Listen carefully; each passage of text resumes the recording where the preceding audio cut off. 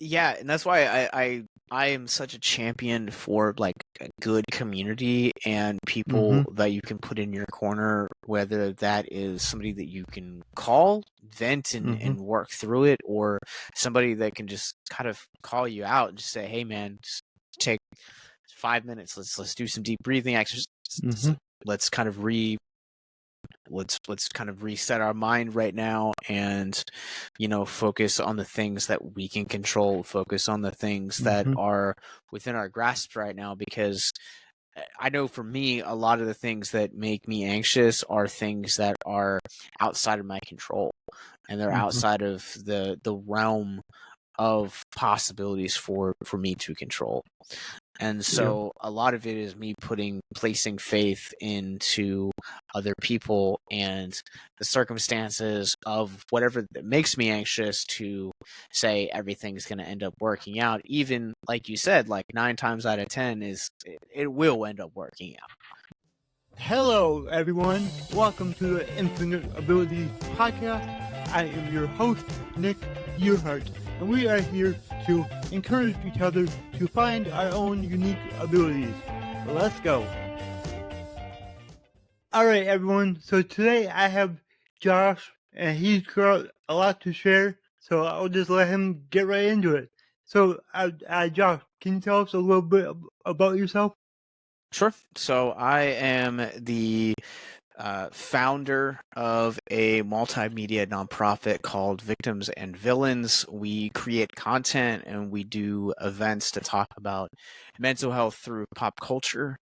We do a variety of things, ranging from just vending and doing panels at Comic Cons and horror cons, and then we do a little bit more intricate stuff, like we host our own music events, we host our own film festival, and then we also create like weekly podcasts and YouTube content as well, that is all geared towards using those as platforms to talk about mental health and mental health education, connecting people to the right resources, etc.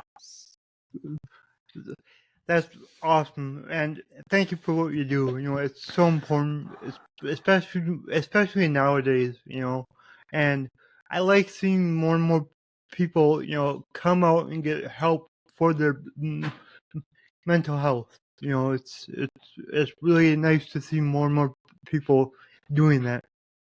Thanks, Nick. Yeah, Victims actually started as a exercise in me essentially Mm-hmm. wanting to have healthy mental health. We Yeah. started out just as a podcast. It was me and my friend Sean, and I was going through a really just crappy season in my life, and Mm-hmm. podcasting kind of gave me an hour a week to hang out with one of my best friends and Mm-hmm. feel close and just kind of escape and geek out. And Yep. about 6 months into it, we kind of started gearing out to start to sketch the skeleton of what would eventually become to what we are now. Mm-hmm. Kind of expanding upon things involving mental health education, and conversation, and Mm-hmm. vulnerability and stuff like that. You're, that's so awesome, and you kind of touched on it. It's like a lot of times we go through a difficult time ourselves, and we find something that helps us, and then we go out and share that with more people, so then they can get help also. So yeah, it's so cool. Yeah, my thing for what's helped my mental health has shifted Mm-hmm. over the years. Mm-hmm. So when I was a teenager, my big outlet for my mental health was creating music, and Mm-hmm. also attending concerts and music based events. And Yep. music is part of the reason that I'm still living. I was Mm-hmm. really just didn't want to be here anymore, and Mm-hmm. there is an album called Define the Great Line by a band called Under Oath, and it was something that just got me through. And remember one Friday night not wanting to be here anymore and listening to the last song on that album, and I felt like it was the first time that I'd ever heard the voice of God. And that was kind of the one thing that really kept me going for years. And I got out of doing mental health for a while, and then we started Victims and Villains up about 8 years ago. And at the time, it was comic books, and then it became movies, and then now it's kind of blossomed into a variety of different things. And it's because there's a variety of people that are struggling with a whole mess of, whether it's depression or anxiety or, bipolar or self-mutilation, addiction. There's so much, and that runs the gambit when you're talking about mental health. And those individuals also run the gambit in terms of fandoms. And so that's why we've kind of taken on so many different avenues in terms of outreaches, because we just, at the end of the day, as an organization, we just want to remind people that they're not alone. Yeah, exactly. Well, one thing that I want to do before we get any further is for anybody that's listening who feels like they need help, how can they get a hold of you guys? So we're on Facebook, we're on Instagram. All of our socials can be found at linktree.com, or sorry, Linktree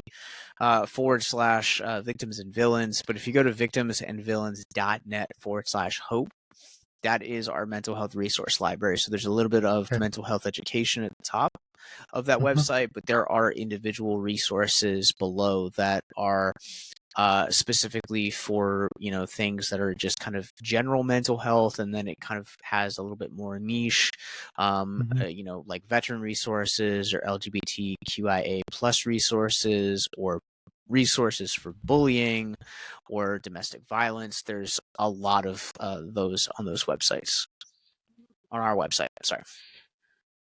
Awesome. And I'll put all your links in the show notes.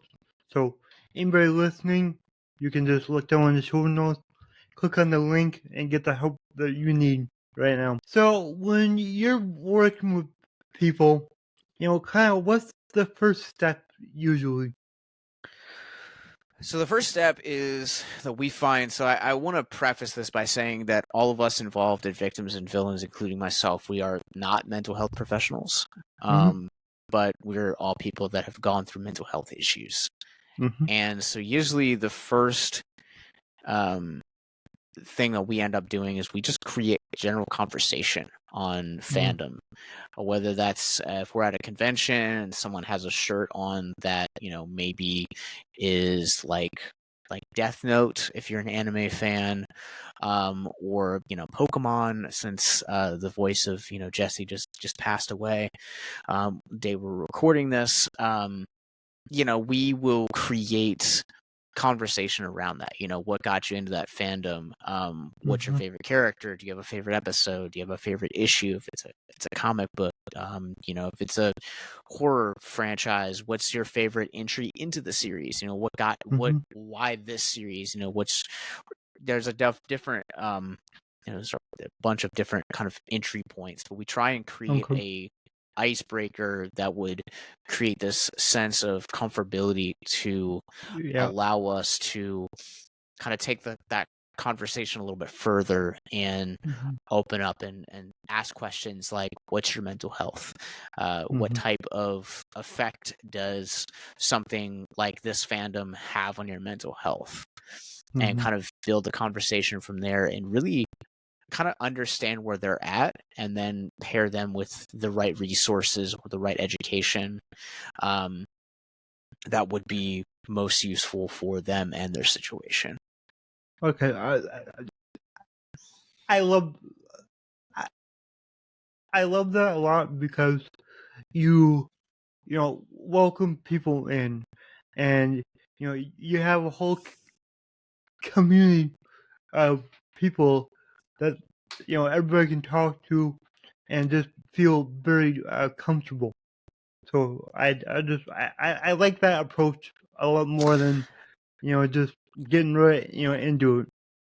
Thanks. Yeah, one of the things that because let's be honest, mental health is something that's extremely hard to talk about. It is. Oh We've yeah. had guests on our podcast before, and people will be like, "I don't feel qualified to talk about mental health, so I will talk about these fandoms and or whatever movie we're talking about, but Mhm. keep mental health out of the conversation." And I just don't want to screw up, don't want to give anyone the wrong advice, and a lot of the time we're for podcasting, for example, the platform of podcasting has been talking to us, like for example, like before me and you started recording, we're in midst of our Alien series right now, so we talked about Prometheus as we're counting down to Romulus, and there's a section in that, just as an example, but there's a quote from that movie that says, big things have small beginnings, and Mhm.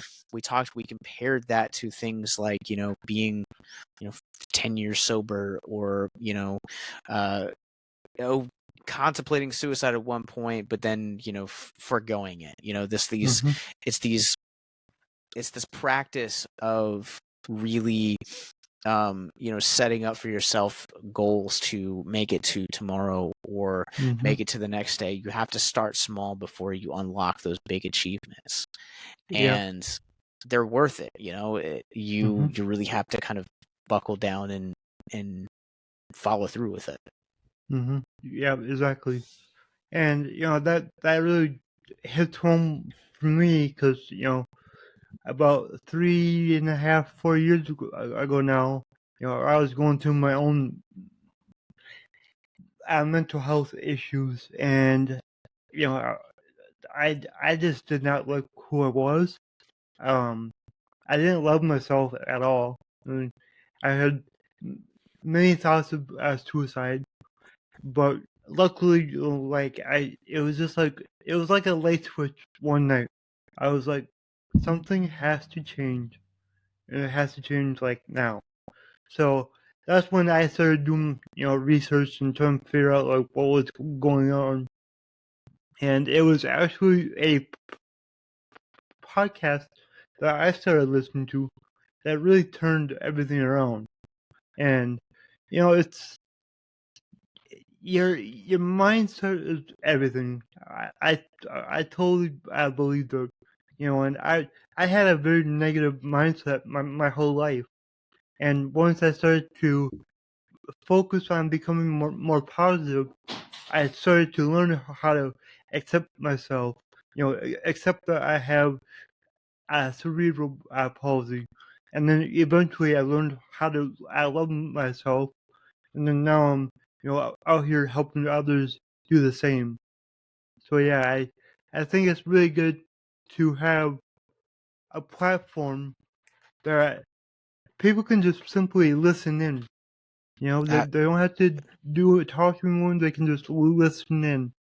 So yeah, Absolutely, so yeah, absolutely. Like it be like from experience, like there are days that I get up and I still struggle with loving myself. Like I feel like mhm, self-love and self-care is it's not talked about nearly enough in mhm, the mental health journey, but also at the yeah, same time it's extremely hard to get there and get in that mindset and prioritize that.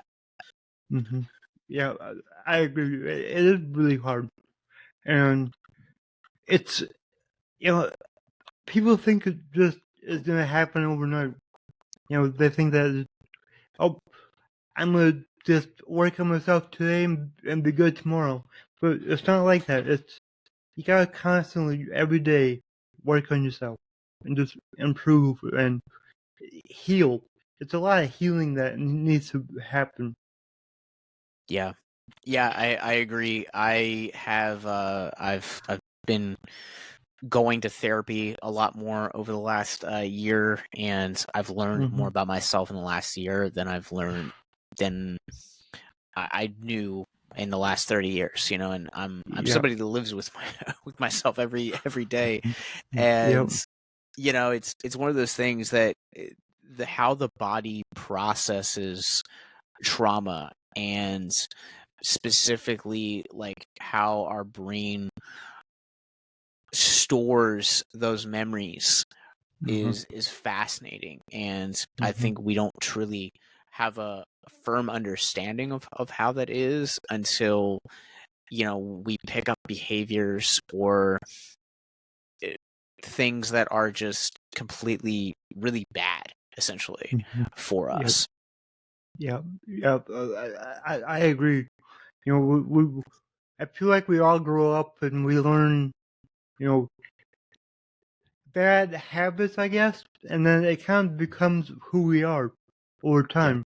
And it's like, a lot of us at some point we realize this isn't right, but then it takes a lot more effort to undo a lot of that trauma or the bad habits that we went through.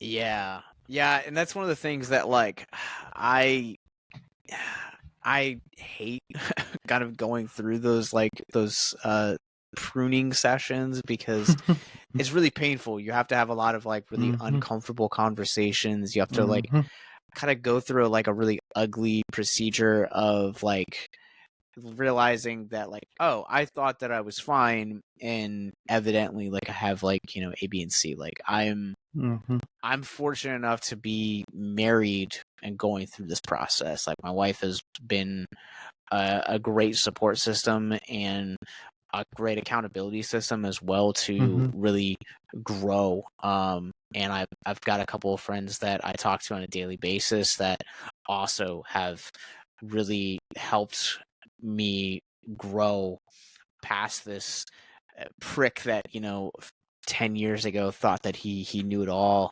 I'm a lot more vulnerable and a lot more humble now because of the experiences of realizing lessons I've learned in therapy or in my self-healing journey.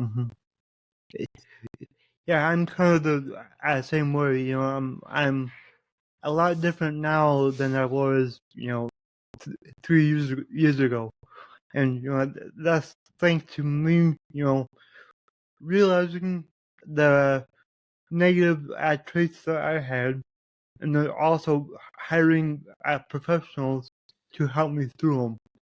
And I think it's very, very important to get, go to therapy or hire a coach or do whatever, because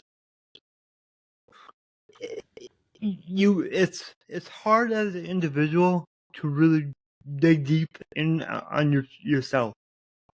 But like, if you have a therapist or a coach, they can ask the right questions to just help you understand yourself a lot better and understand the things that you want to work on. And that's another thing that I like. It's like, yeah, like all the coaches I had, they didn't tell me you need to work on this. No, they just helped me realize the things that I didn't like about myself, and then I chose to work on those. That's the other thing about that healing journey, is that, like you said, like you have to choose to heal. You have Yeah. to choose to make yourself better. I feel like it's very, I think what's the state saying? It's like it takes more muscles in your face to frown than it does to smile. Yep. And it's so much easier to just kind of lie in that wallowing state and that self-pity state, and it takes real courage, it takes real strength, and it takes real vulnerability, honestly, to choose to get up and be happy, or to release anger, or find a way to deal with your anxiety and to stop. Because the thing that no one talks about is that those states are like really comfortable to live in, because they kind of just become a normal part of your life. And it's just kind of like, as somebody that struggles with anxiety, it feels more comfortable for me to sit and be in that space and that headspace, and than it does to stop, reassess the situation, and do grounding exercises and breathing exercises to kind of realign my vision and see things from a more rational or logical standpoint. You know, it's kind of funny because I'm right there with you. You know, even though me and you know the things that can help us in a moment of stress, or we're down, having a bad day. You know, we know all these things that we can do, but it's still hard to just simply do them. Like you said, you do breathing exercises, and man, they help a lot. But if you're in a state where you're just down or stressed or whatever, that's like the last thing that you want to do. Yeah, and that's why I am such a champion for like a good community and people that you can put in your corner, whether that is somebody that you can call, vent, and work through it, or somebody that can just kind of call you out and just say, "Hey, man, just take 5 minutes. Let's do some deep breathing exercises. Let's kind of let's kind of reset our mind right now and focus on the things that we can control, focus on the things that are within our grasp right now." Because I know for me, a lot of the things that make me anxious are things that are outside of my control, and they're outside of the realm of possibilities for me to control. And so a lot of it is me placing faith into other people and the circumstances of whatever that makes me anxious, to say everything's going to end up working out. Even like you said, like 9 times out of 10 it will end up working out. Yep. It will. You just gotta put in that little bit of effort, and like you said, reach out to someone who can help you out. And yeah, having a good support system is very, very important. Very important. So, what are some last words of wisdom that you could share? I mean, that's such a loaded question, Nick. I know. I love it though, because it makes people think, and the answer is always great. I would say, honestly, just kind of keeping on with where the conversation has led us at this point is just, I feel like the key is going to be just to slow down, reassess, breathe deep, and think. Think long and think hard. I think it's a lot of it sounds like really cliche, but I feel like I am speaking from absolute experience. When I have quite a lot of anxiety attacks, that not quite anxiety attacks, but a lot of anxiety that hits at least once a week, where my heart rate flutters up to the point where it feels like it's hard to breathe. And I'm slowly working on a lot of those things, but the best thing that I could tell you to do would be to reassess, breathe deep, and rethink. Yeah, I agree 100%. 100%. So my slogan is, "Your abilities are infinite." What does that mean to you? That means, I mean, to me, it means that I am capable of anything I set my mind to. I think it's really easy to be discouraged by things like, as a podcaster, like the size of your show or the size of your audience, but taking big leaps sometimes have yielded some of the biggest successes that I've had. And I think that, you are only as small as your mind is. And, even if those big swings don't line up for you, it may not be meant to be right then and there, and it may Mhm. be meant to, that same exact thing may be meant to be in 5 years. Mhm. So that's the answer. I would say you're only as small as you think. I like that a lot. I really, really like that because we all tend to hold ourselves back, and it's just like think bigger and just get out there and live the best life you can, you know. So yeah. Yeah. So how once again, how can people reach out to you? Sure. So you guys can find Victims and Villains. We are on Facebook, Instagram, YouTube, and if you guys are feeling generous and would like to support us, you guys can go to patreon.com/victims and villains, where all of that money goes towards our mental health education efforts. And then once again, our website is victimsandvillains.net. Awesome. Thank you so much. Of course. This has been really great, and I know it's going to help a lot of people. If you enjoyed this show, please go ahead and share it on your Instagram story and tag me in the Nick Yerhart. Also, go ahead and share it anywhere else that you see fit, because the only way that I can grow this is by you guys sharing it. I don't sell anything on here. I don't have any sponsors, so let's just get it out there by word of mouth and help more people. Alright, everyone, remember, your abilities are infinite.